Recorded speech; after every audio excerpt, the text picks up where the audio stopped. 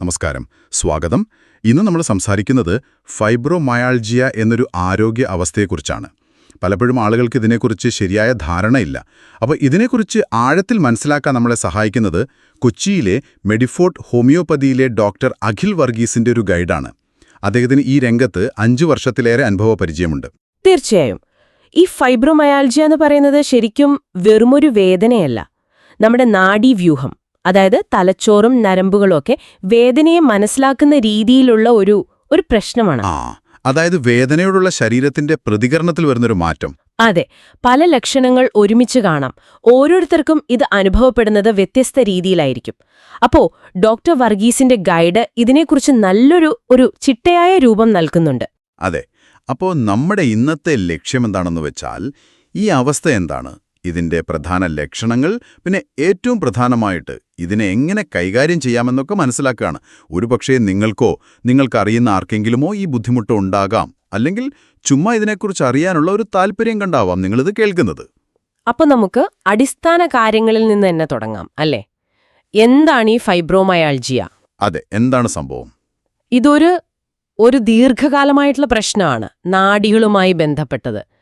നമ്മുടെ കേന്ദ്ര നാഡീവ്യൂഹമില്ലേ, തലച്ചോറും സുഷുമ്നാ നാഡിയുമൊക്കെ, അത് വേദനയുടെ സിഗ്നലുകളോട് കുറച്ച് അധികമായിട്ട് പ്രതികരിക്കും. അതിനെയാണ് സെൻട്രലൈസ്ഡ് പെയിൻ അഥവാ കേന്ദ്രീകൃത വേദന എന്ന് പറയുന്നത്. ഓഹോ, അപ്പോൾ സാധാരണഗതിയിൽ നമുക്ക് വേദനയുണ്ടാക്കാത്ത ചില കാര്യങ്ങൾ പോലും ഇവർക്ക് വേദനയായിട്ട് അനുഭവപ്പെടാം, അങ്ങനെയല്ലേ? അത് തന്നെ. അതിനൊരു പേരുണ്ട്, സെൻട്രൽ സെൻസിറ്റൈസേഷൻ. അതായത് തലച്ചോറ് ഈ വേദനയുടെ സിഗ്നലുകളെ ഒന്ന് പെരുപ്പിച്ച് കാണിക്കും. ചിലപ്പോൾ വെറുതെ ഒന്ന് തൊട്ടാൽ പോലും അതിനെ അലോഡീനിയ എന്ന് പറയും. അത് ഭയങ്കര വേദനയായിട്ട് തോന്നാം. അയ്യോ! ഇത് വേദന സഹിക്കാനുള്ള നമ്മുടെ ഒരു സ്വാഭാവിക കഴിവില്ലേ, അതിനെ കുറയ്ക്കും. ഇത് ശരിക്കുമുള്ള ഒരു ശാരീരിക പ്രശ്നമാണ് കേട്ടോ, അല്ലാതെ വെറുതെ തോന്നുന്നതല്ല. ഇതിന്റെ കാരണം എന്താണെന്ന് കൃത്യമായിട്ട് പറയാൻ പറ്റുമോ? ഇല്ല, അതിന്റെ കൃത്യമായ കാരണം അത് ഇപ്പോഴും വ്യക്തമല്ല.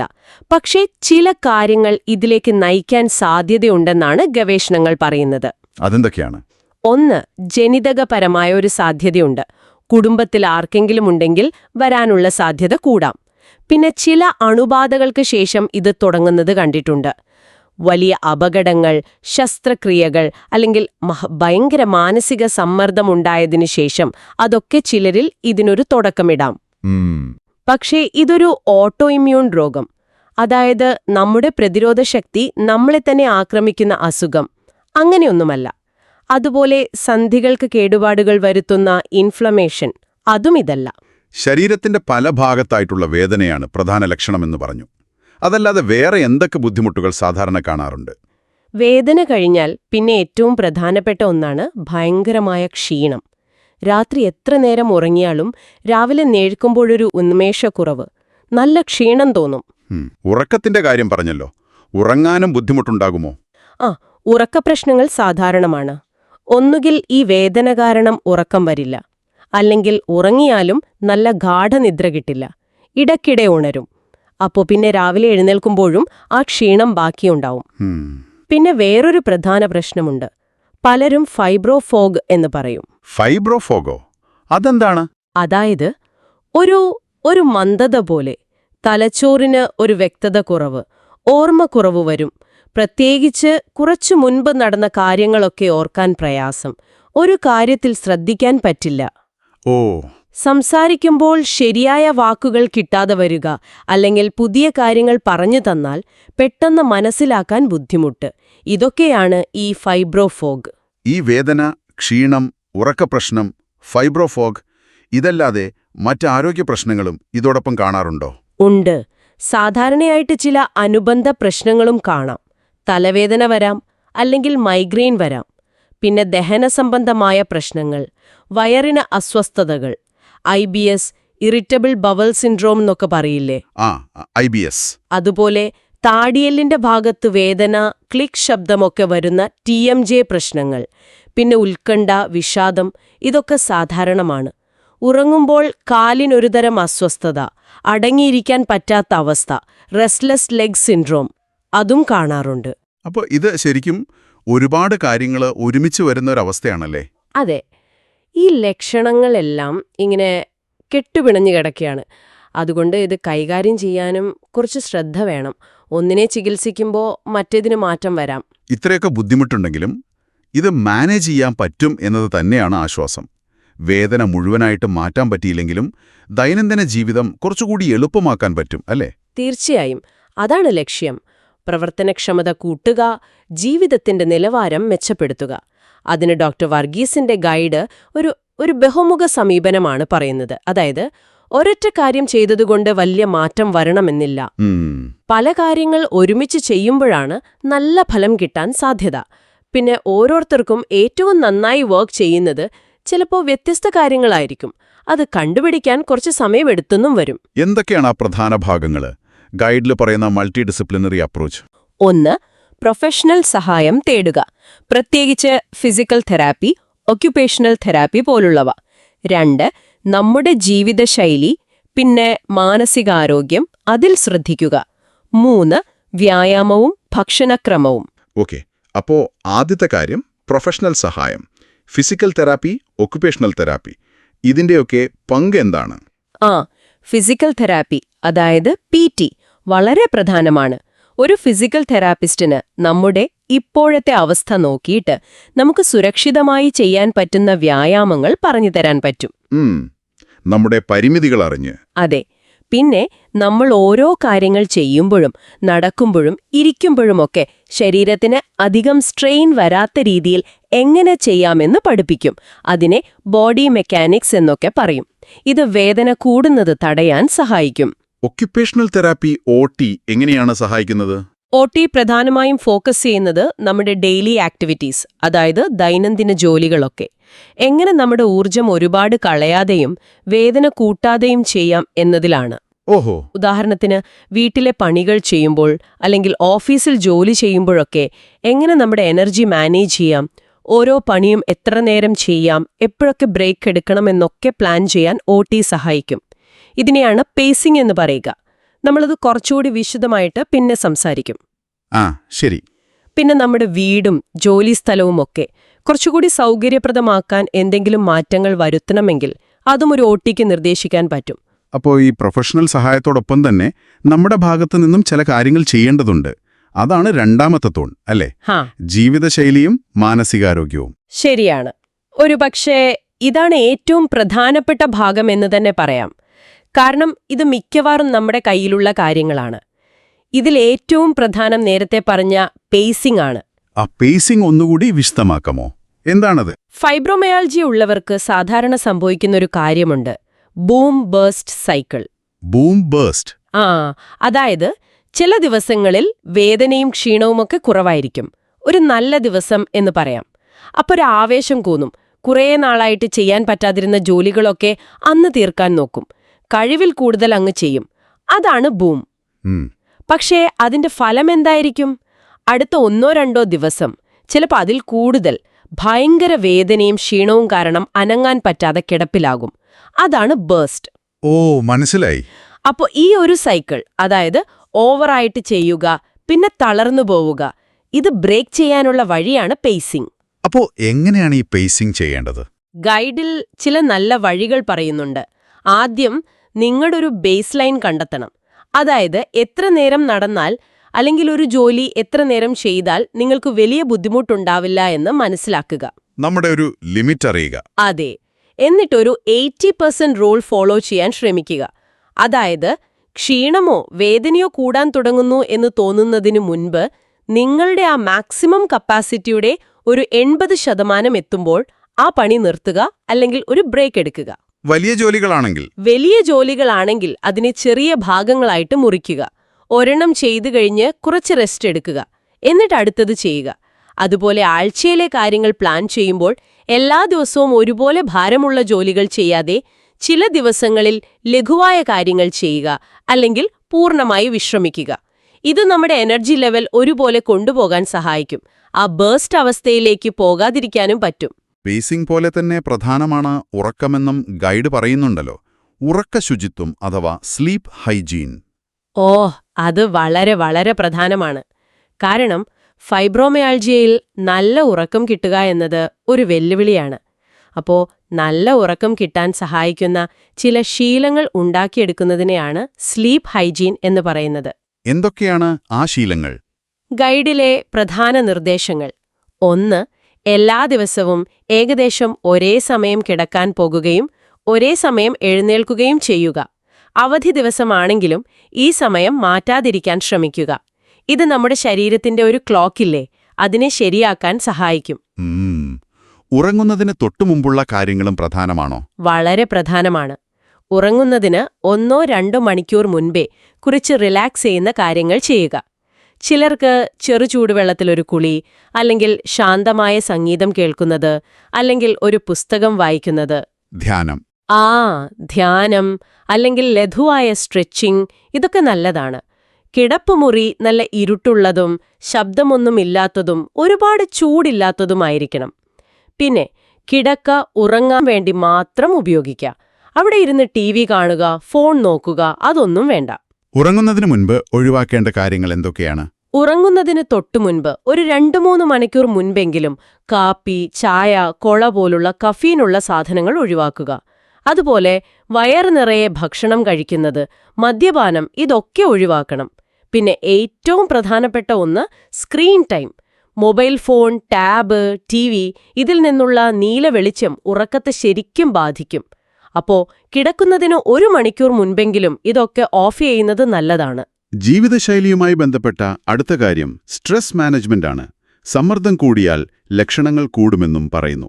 അതെ, സ്ട്രെസ് ഫൈബ്രോമയോൾജിയയുടെ ഒരു പ്രധാന ട്രിഗറാണ്. അതായത് ലക്ഷണങ്ങൾ കൂട്ടുന്ന ഒരു കാരണം. അപ്പോ സ്ട്രെസ് കുറയ്ക്കാനുള്ള വഴികൾ കണ്ടെത്തണം. അതിനും ഗൈഡിൽ ചില കാര്യങ്ങൾ പറയുന്നുണ്ട്. 1. CBT, cognitive behavioural therapy. നേരത്തെ സൂചിപ്പിച്ചല്ലോ. ഇതൊരു തരം കൗൺസിലിംഗ് പോലെയാണ്. നമുക്ക് ഈ വേദനയൊക്കെ കൂടുമ്പോൾ ചില നെഗറ്റീവ് ചിന്തകൾ വരില്ലേ? വരും. ഇതൊന്നും മാറില്ല, എനിക്കൊന്നിനും പറ്റില്ല എന്നൊക്കെ. അത് തന്നെ.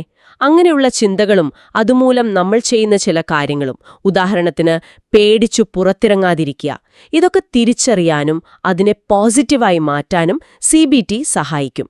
ഇത് വേദനയെ നേരിടാനുള്ള ഒരു മാനസിക ശക്തി തരും. വേറെ എന്തൊക്കെ വഴികളുണ്ട് സ്ട്രെസ് കുറക്കാൻ?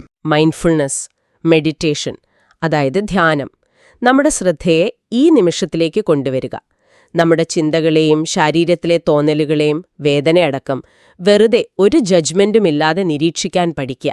ഇത് സ്ട്രെസ്സിനോടുള്ള നമ്മുടെ പ്രതികരണത്തെ കുറയ്ക്കാൻ നല്ലതാണ്. പിന്നെ ദിവസവും നമ്മൾ നന്ദിയുള്ള കാര്യങ്ങളൊന്ന് ഓർക്കുന്നത്, ഗ്രാറ്റിറ്റ്യൂഡ്, അല്ലെങ്കിൽ നമ്മുടെ വിഷമങ്ങളും ചിന്തകളും ഒരു ഡയറിയിൽ എഴുതുന്നത്, ജേർണലിംഗ്, ഇതൊക്കെ നമ്മുടെ ഒരു മാനസിക പ്രതിരോധശേഷി കൂട്ടും. ശരിക്കും പറഞ്ഞാൽ നമ്മുടെ മനസ്സിനെ നിയന്ത്രിക്കാൻ പഠിക്കുന്നത് ഒരു പരിധിവരെ നമ്മുടെ ശരീരം വേദനയോട് എങ്ങനെ പ്രതികരിക്കുന്നു എന്നതിനെയും മാറ്റാൻ സഹായിക്കും. ഓക്കെ. അപ്പോൾ നമ്മൾ പ്രൊഫഷണൽ സഹായം, ജീവിതശൈലി, മാനസികാരോഗ്യം ഇവയൊക്കെ പറഞ്ഞു. ഇനി മൂന്നാമത്തെ ഭാഗം വ്യായാമവും ഭക്ഷണക്രമവും. വേദനയുള്ളപ്പോൾ വ്യായാമം അത് കുറച്ച് പേടിയുള്ള കാര്യമാണ്, പക്ഷെ ചികിത്സയുടെ ഭാഗമാണെന്നും പറയുന്നു. ശരിയാണ്. അത് കേൾക്കുമ്പോൾ ഒരു വിരോധാഭാസം പോലെ തോന്നും. പക്ഷേ ഫൈബ്രോമയോൾജിയ മാനേജ്മെന്റിൽ വ്യായാമത്തിന് വലിയ പങ്കുണ്ട്. പ്രശ്നം എന്താണെന്ന് വെച്ചാൽ വ്യായാമം ചെയ്യാതിരുന്നാൽ പേശികൾ ദുർബലമാകും, വഴക്കം കുറയും, ക്ഷീണം കൂടും. എന്നാൽ പെട്ടെന്ന് ഒരുപാട് വ്യായാമം ചെയ്താൽ വേദന കൂടുകയും ചെയ്യും.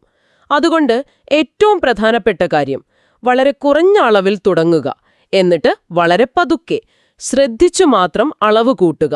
സ്റ്റാർട്ട് ലോ, ഗോ സ്ലോ എന്നതാണ് നിയമം. നിങ്ങളുടെ ശരീരം എന്തു പറയുന്നുവെന്ന് ശ്രദ്ധിക്കുക. എന്തുതരം വ്യായാമങ്ങളാണ് സാധാരണ നിർദ്ദേശിക്കാറ്? ഡയറ്റില് 3 തരം പറയുന്നുണ്ട്. 1. ലോ ഇംപാക്ട് എയറോബിക് വ്യായാമം, അതായത് സന്ധികൾക്ക് അധികം ആഘാതമില്ലാത്തത്. ഉദാഹരണത്തിന് നടത്തം, നീന്തൽ, വെള്ളത്തിലുള്ള എക്സസൈസ്, വാട്ടർ എയറോബിക്സ്, പതിയെ സൈക്കിൾ ചവിട്ടുന്നത്. ഇവ ഹൃദയത്തിന് നല്ലതാണ്, ഊർജം തരും, മൂഡ് നന്നാക്കും, വേദന കുറയ്ക്കാനും സഹായിക്കും. തുടക്കത്തിൽ ഒരു ദിവസം 5-10 മിനിറ്റ് ചെയ്താൽ മതി. പിന്നെ പതുക്കെ ഓരോ ആഴ്ചയും 1-2 മിനിറ്റ് വെച്ച് കൂട്ടി നോക്കാം. പിന്നെ 2. സ്ട്രെങ്ത് ട്രെയിനിങ്, അതായത് പേശികൾക്ക് ബലം കൊടുക്കുന്ന വ്യായാമം. വലിയ ഭാരമെടുക്കരുത്. ചെറിയ റെസിസ്റ്റൻസ് ബാൻഡുകൾ അല്ലെങ്കിൽ ചെറിയ ഡംബലുകൾ ഉപയോഗിക്കാം. അല്ലെങ്കിൽ സ്വന്തം ശരീരഭാരം ഉപയോഗിച്ചുള്ള വ്യായാമങ്ങൾ. ഇത് പേശികൾക്ക് ബലം നൽകും, സന്ധികൾക്കൊരു സപ്പോർട്ട് കിട്ടും. കുറഞ്ഞ ഭാരം കൂടുതൽ തവണ ആവർത്തിക്കുന്നതാണ് നല്ലത്. ആഴ്ചയിൽ ഒരു 2-3 തവണ ഇടവിട്ട ദിവസങ്ങളിൽ. മൂന്നാമത്തേത് ഫ്ലെക്സിബിലിറ്റിയും മൈൻഡ് ബോഡി വ്യായാമങ്ങളും. അതായത് ശരീരത്തിന് വഴക്കം കിട്ടാനും മനസ്സിനും ശരീരത്തിനും ഒരുമിച്ചുള്ള വ്യായാമങ്ങൾ. ഉദാഹരണത്തിന് തായ്ചി, യോഗ. ഇവ ശരീരത്തിന്റെ മുറുക്കം കുറയ്ക്കും, ബാലൻസ് കിട്ടാൻ സഹായിക്കും, ശ്വാസമെടുക്കുന്നതിൽ ശ്രദ്ധ കേന്ദ്രീകരിക്കും, നമ്മുടെ നാഡീവ്യവസ്ഥയെ ശാന്തമാക്കും. പക്ഷെ ഇവിടെ ശ്രദ്ധിക്കണം, ഭയങ്കര കഠിനമായ യോഗാസനങ്ങളല്ല. വളരെ ശാന്തമായ ജെന്റിൽ അല്ലെങ്കിൽ റെസ്റ്റോറേറ്റീവ് യോഗ അല്ലെങ്കിൽ കസേരയിലിരുന്ന് ചെയ്യാവുന്ന യോഗ, തായ്ച്ചിയിലൊക്കെയാണ് നല്ലത്. വ്യായാമം പോലെ ഭക്ഷണക്രമത്തിനും പ്രാധാന്യമുണ്ടെന്ന് തോന്നുന്നു. പക്ഷേ എല്ലാവർക്കും പറ്റിയ ഒരു ഫൈബ്രോ ഡയറ്റ് ഇല്ലെന്നും പറഞ്ഞു. അതെ, ഭക്ഷണത്തിന്റെ കാര്യത്തിൽ ഓരോരുത്തരും ഓരോ പോലെയാണ്. എന്നാൽ പൊതുവായി ചില കാര്യങ്ങൾ ശ്രദ്ധിക്കാം. പ്രോസസ്ഡ് ഭക്ഷണങ്ങൾ, ഒരുപാട് പഞ്ചസാര, അനാരോഗ്യകരമായ കൊഴുപ്പുകൾ അതൊക്കെ കുറയ്ക്കുക. പകരം നല്ല മുഴുധാന്യങ്ങൾ, ധാരാളം പഴങ്ങൾ, പച്ചക്കറികൾ, പിന്നെ ലീൻ പ്രോട്ടീൻ, ചിക്കൻ, മീൻ, പയറുവർഗ്ഗങ്ങൾ, നട്ട്സ് ഒക്കെ ഭക്ഷണത്തിൽ ഉൾപ്പെടുത്തുക. ഒരു ബാലൻസ്ഡ് ഡയറ്റ്. ചില ഭക്ഷണങ്ങൾ കഴിച്ചാൽ ബുദ്ധിമുട്ട് കൂടുന്നുവെന്ന് ചിലർ പറയാറുണ്ടല്ലോ. അതെങ്ങനെ കണ്ടെത്താം? ഉണ്ട്. ചിലർക്ക് ചില ഭക്ഷണങ്ങൾ ലക്ഷണങ്ങൾ കൂട്ടാറുണ്ട്. അത് കണ്ടെത്താൻ ഒരു വഴിയുണ്ട്. ഒരു ഫുഡ് ഡയറി എഴുതുക. നിങ്ങൾ എന്ത് കഴിക്കുന്നു, എപ്പോൾ കഴിക്കുന്നു, അതോടൊപ്പം നിങ്ങളുടെ ലക്ഷണങ്ങൾ, വേദന, ക്ഷീണം, വയറിനു പ്രശ്നം എങ്ങനെയുണ്ട് എന്നൊക്കെ ഒരു 2-3 ആഴ്ചത്തേക്ക് ഒന്ന് കുറിച്ചുവെക്കുക. അപ്പം ചിലപ്പോൾ ഒരു പാറ്റേൺ കാണാൻ പറ്റും. ഇന്ന ഭക്ഷണം കഴിക്കുമ്പോഴാണ് എനിക്ക് ബുദ്ധിമുട്ട് കൂടുന്നത് എന്ന്. സാധാരണ ഏതൊക്കെ ഭക്ഷണങ്ങളാണ് പ്രശ്നമുണ്ടാക്കാറ്? അത് വ്യക്തികൾക്കനുസരിച്ച് മാറും. എന്നാലും ചിലരിൽ MSG, അജിനോമോട്ടോ, അസ്പാർട്ടേം, ചില മധുരങ്ങളിലുള്ളത് പോലുള്ള അഡിറ്റീവുകൾ പ്രശ്നമുണ്ടാക്കാം. ചിലർക്ക് ഗ്ലൂട്ടൻ, ഗോതമ്പ്, ബാർലി അല്ലെങ്കിൽ പാൽ ഉൽപ്പന്നങ്ങൾ പ്രശ്നമാകാം. പക്ഷേ ഇത് സ്വയം നിർണയിക്കാതെ ഒരു ഡയറി വെച്ച് നോക്കി ആവശ്യമെങ്കിൽ ഒരു ഡയറ്റീഷ്യന്റെയോ ഡോക്ടറുടെയോ സഹായത്തോടെ ഉറപ്പുവരുത്തുന്നതാണ് നല്ലത്. പിന്നെ ധാരാളം വെള്ളം കുടിക്കണം. ഡീഹൈഡ്രേഷൻ ക്ഷീണവും മസിൽ വേദനയും കൂട്ടും. സപ്ലിമെന്റുകൾ ഇടാനായുമോ? വിറ്റാമിൻ ഡി, മഗ്നീഷ്യം എന്നൊക്കെ കേട്ടിട്ടുണ്ട്. ഗൈഡിൽ അതിനെക്കുറിച്ചും പറയുന്നുണ്ട്. വിറ്റാമിൻ ഡി കുറവുള്ളവർക്ക് അത് കഴിക്കുന്നത് വേദന കുറയ്ക്കാനും മൂഡ് നന്നാക്കാനും സഹായിച്ചേക്കാം.